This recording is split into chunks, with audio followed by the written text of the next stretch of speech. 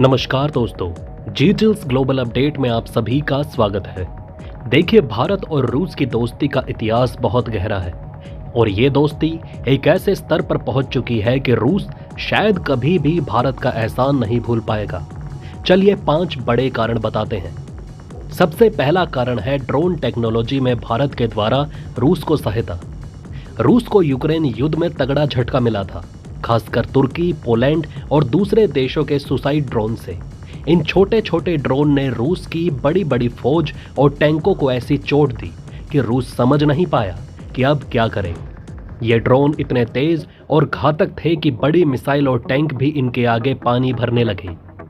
अब देखिए, यही वो वक्त था जब भारत ने एकदम सही मौके पर एंट्री मारी।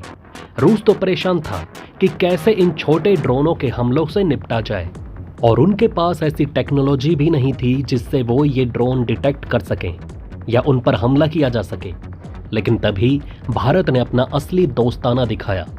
भारत ने रूस को ऑप्टिकल सर्विलांस और टारगेटिंग सिस्टम जैसी तकनीक दी जो उनके ड्रोन को और घातक और सटीक बना सके। अब इस टेक्नोलॉजी का असर ऐसा था कि रूस के ड्रोन अब पहले से कहीं ज्यादा खतरनाक हो गए। अब ये ड्रोन न सिर्फ दुश्मनों को पहचान सकते थे बल्कि उन पर सटीक वार भी कर सकते थे। अब ये बात अमेरिका को कहां पचने वाली थी।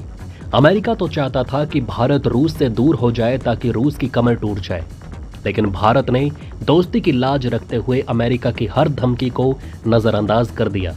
अमेरिका ने कहा, देखो भाई, अगर तुम रूस को ऐसी तकनीक दोगे तो हम तुम पर पाबंदी लगा देंगे। लेकिन भारत ने साफ साफ कहा, हम अपने यार को मुश्किल वक्त में अकेला नहीं छोड़ सकते। एक वक्त था जब भारत में एक भी प्राइवेट ड्रोन मैन्युफैक्चरिंग कंपनी नहीं थी, लेकिन आज 4 साल के अंदर भारत में 200 से ज्यादा कंपनियां ड्रोन बनाने में जुटी हैं। जेन टेक्नोलॉजी, पारस डिफेंस और एरोस्मिथ जैसी कंपनियां आज ड्रोन बनाने में ऐसी महारत हासिल कर चुकी हैं कि रूस भी उनकी टेक्नोलॉजी ट्रांसफर का हिस्सा बनना चाहता है। यूक्रेन युद्ध के बाद रूस को जब हर तरफ से प्रतिबंधों का सामना करना पड़ा तो भारत ने उनके साथ अपने व्यापार संबंध बनाए रखे। अमेरिका की धमकियों के बावजूद भारत ने रूस से कच्चा तेल खरीदा और साथ ही रूस को अपनी टेक्नोलॉजी दी, और यही कारण है कि रूस अब भारत का एहसान कभी नहीं भूलेगा। भारत का एहसान नहीं भूलने के पीछे दूसरा कारण यह है कि भारत ने रूस को जमकर रक्षा तकनीक का ट्रांसफर किया है। अब आपको बताता हूं, स्कोमेट लाइसेंस के तहत भारत ने रूस की मदद कैसे की और ये कैसे अमेरिका की आंखों में धूल झोंकने जैसा है। स्कोमेट का फुल फॉर्म है special chemicals, organisms, materials, equipment and technologies. अब देखिए, स्कोमेट का मतलब है वो टेक्नोलॉजी, केमिकल और इक्विपमेंट जो दोहरे उपयोग के लिए होते हैं। मतलब इनका इस्तेमाल नागरिक और सैन्य दोनों उद्देश्यों के लिए किया जा सकता है। जैसे एक मशीन टूल को आप फैक्ट्री में इस्तेमाल कर सकते हो, लेकिन वही टूल मिसाइल के पार्ट्स बनाने के काम भी आ सकता है। अब यही दोहरा उपयोग स्कोमेट में कवर होता है और इसके लिए भारत में खास लाइसेंस चाहिए होता है। जब रूस को पश्चिमी देशों ने ब्लॉक कर दिया और उन्हें हाईटेक मशीनरी की जरूरत पड़ी तो भारत ने अपनी दोस्ती निभाते हुए अपने स्कोमेट लाइसेंस के तहत छोटे लेकिन पावरफुल मशीन टूल्स रूस को दिए। ये टूल्स साधारण मशीनें नहीं थी, बल्कि ऐसी मशीनें थी जो माइक्रो लेवल पर काम करती हैं। इनमें मिसाइल, फाइटर जेट्स और दूसरे रक्षा उपकरणों के पिन पॉइंट हिस्सों को बनाने में आसानी होती है।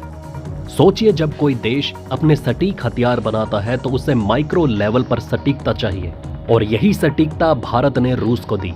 1971 में भारत पाकिस्तान युद्ध के समय भी रूस ने मिग-21 फाइटर जेट्स भारत को दिए थे, जिससे भारत ने पाकिस्तान को करारा जवाब दिया था। लेकिन इस बार भारत ने रूस की मदद कर दुनिया को बता दिया कि हम दोस्ती निभाने में पीछे नहीं हटते।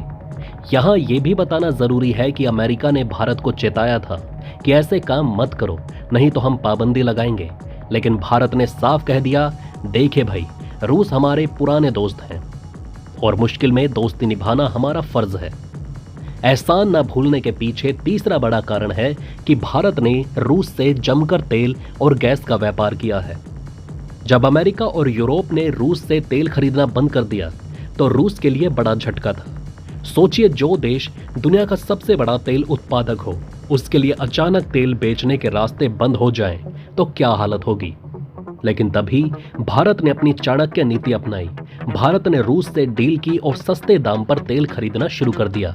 अब आपको एक दिलचस्प बात बताता हूं। भारत ने रूस से 45.4 लाख करोड़ रुपए का कच्चा तेल खरीदा और उसमें से कुछ तेल को रिफाइन करके 3.3 लाख करोड़ रुपए का तेल दूसरे देशों को बेच दिया। मतलब भारत ने न सिर्फ सस्ता तेल खरीदा बल्कि उसे प्रोसेस करके एक्सपोर्ट किया और अच्छा खासा मुनाफा भी कमाया। अब ये कोई साधारण व्यापार नहीं था। भारत ने रूस से इतना सस्ता तेल खरीदा और उसे प्रोसेस करने और बेचने के बाद भी उसका मुनाफा पश्चिमी देशों की कंपनियों से कहीं ज्यादा था। इसी कारण यूरोप में भारत का तेल सबसे ज्यादा बिक रहा था। यानी कि भारत ने रूस का तेल पश्चिमी देशों तक पहुंचाने में पुल का काम किया। इस तरह से रूस पर लगाए गए प्रतिबंध भी फेल हो गए। भारत की कंपनियां रिलायंस और इंडियन ऑयल ने इस मौके का पूरा फायदा उठाया और दुनिया भर में अपना रिफाइंड तेल एक्सपोर्ट कर दिया। इससे भारत की अर्थव्यवस्था को सीधा फायदा हुआ और जीडीपी में भी इजाफा हुआ। हालांकि अमेरिका से ये सब देखा नहीं जा रहा था और उसने 2024 लोकसभा चुनाव में मोदी को हराने के लिए पूरी ताकत लगा दी। लेकिन भारत ने भी उसे बता दिया कि हमें बांग्लादेश मत समझ लेना। अमेरिका ने भारत को चेतावनी दी थी कि अगर भारत रूस से तेल खरीदता रहा तो उसे पाबंदियों का सामना करना पड़ सकता है। लेकिन भारत ने साफ कर दिया, देखिए हम अपनी अर्थव्यवस्था के लिए जो सही है वही करेंगे। इस मामले में विदेश मंत्री जयशंकर ने पश्चिमी पत्रकारों को स्टेज पर ही उठा कर पटका और वाकई इस कदम से अमेरिका और यूरोप को दिखा दिया कि भारत अब ग्लोबल पावर प्लेयर है और अपने फायदे को सबसे ऊपर रखता है। चौथा कारण यह है कि भारत ने रूस को कई सामान एक्सपोर्ट किए हैं। देखिए भारत और रूस की दोस्ती कोई नई बात नहीं है। यह रिश्ता 1960 के दशक से ऐसा बंधा हुआ है कि दुनिया की कोई ताकत इसे तोड़ नहीं सकती। रूस ने हमेशा भारत का साथ दिया है, चाहे वो कश्मीर का मुद्दा हो, पाकिस्तान का मसला हो या फिर चीन से तनाव। हर बार रूस भारत के साथ खड़ा रहा और जब दुनिया ने रूस को अलग थलग करने की कोशिश की तो भारत ने भी अपना दोस्ताना निभाया। अब बात है संयुक्त राष्ट्र की। जब कश्मीर का मामला गर्मा गया था, पाकिस्तान ने अमेरिका और ब्रिटेन के साथ मिलकर हर मुमकिन कोशिश की कि अंतर्राष्ट्रीय स्तर पर भारत को नीचा दिखाया जा सके। लेकिन तभी रूस ने अपने वीटो पावर का इस्तेमाल करके पाकिस्तान और उसके समर्थकों को साफ साफ जवाब दिया। रूस ने कहा, देखो भाई, कश्मीर भारत का अंदरूनी मामला है और इस पर कोई बाहरी दखलंदाजी नहीं होगी। सोचिए अगर उस वक्त रूस ने भारत का साथ ना दिया होता तो आज कश्मीर का मुद्दा कहां पहुंच जाता।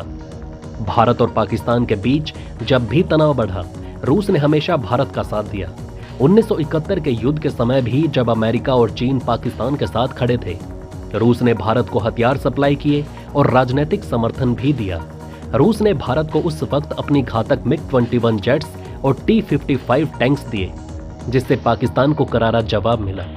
रूस ने भारत को S-400 मिसाइल डिफेंस सिस्टम दिया, जो आज भारत की सुरक्षा का एक बड़ा हिस्सा है। यह सिस्टम चीन की धमकियों के खिलाफ भारत की रक्षा को और मजबूत करता है। आज जब अमेरिका और यूरोप ने रूस को ब्लैकलिस्ट किया, तब भारत ने रूस से अपना व्यापार बढ़ाया। भारत ने कच्चा तेल, स्टील, मशीन टूल्स और ऑटो पार्ट्स जैसे प्रोडक्ट्स रूस को एक्सपोर्ट किए। रूस ने भारत को फाइटर जेट्स, मिसाइल सिस्टम और सबमरीन जैसी तकनीकें दी, जो उसने चीन को कभी नहीं दी। सोचिए ये कितना बड़ा विश्वास है। पांचवा कारण है, रूस के लिए भारत अमेरिका से खुलेआम टकरा रहा है। रूस को एक ऐसे देश की जरूरत थी जो अमेरिका के धमकियों के बावजूद भी उसके साथ खड़ा रहे, और भारत ने यही साबित कर दिखाया। अमेरिका ने भारत को धमकाया कि अगर उसने रूस से S-400 मिसाइल सिस्टम खरीदा तो उस पर काटसा के तहत पाबंदियां लगेंगी। लेकिन भारत ने एकदम स्पष्ट कर दिया कि हम अपनी सुरक्षा के साथ कोई समझौता नहीं करेंगे। भारत ने रूस से S-400 खरीदा और अपनी सुरक्षा को और मजबूत किया। अब अमेरिका की हालत यह है कि वो देख रहा है कि भारत और रूस की दोस्ती इतनी गहरी है कि कोई भी धमकी या पाबंदी उसे हिला नहीं सकती।